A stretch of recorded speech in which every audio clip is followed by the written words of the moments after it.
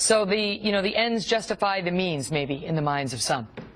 Well, that's what it sounds like, Megan, and it's very disturbing to me as a reporter that this attitude would be taken. I mean, this story is basically a complete and utter disaster.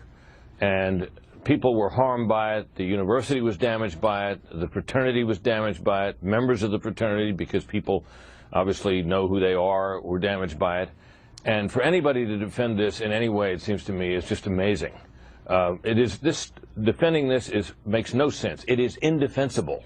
And to say that it serves some larger cause is nonsense. Are people really going to be more willing and sympathetic to believe the next claimed rape victim who comes along? I think not.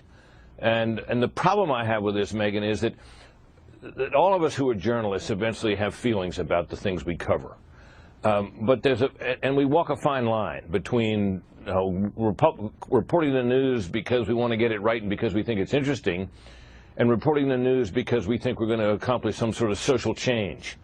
And when the second motivation bleeds over into our work, that's when we're in trouble. And that's what it seems to me was very much at work here and very much at work in the reactions that you've just described. Right. What we see here is still reporters bending over backwards to talk about, women's rights and female victims on campus, with nary a word about the young men whose lives are being ruined in some instances unfairly, and were nearly ruined here by false accusations. So what's really happening here?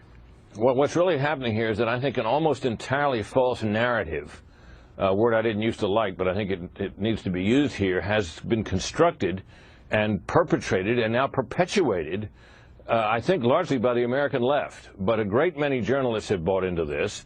College administrators across the country, under pressure to some extent from the administration, from the government, are accepting this as fact. And you see it echoed even throughout this by the comments of the president of the University of Virginia, Teresa Sullivan.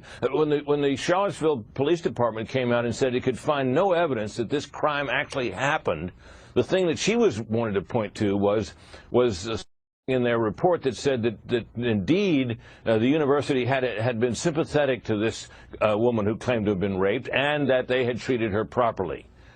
She should not have been treated properly. She's a liar.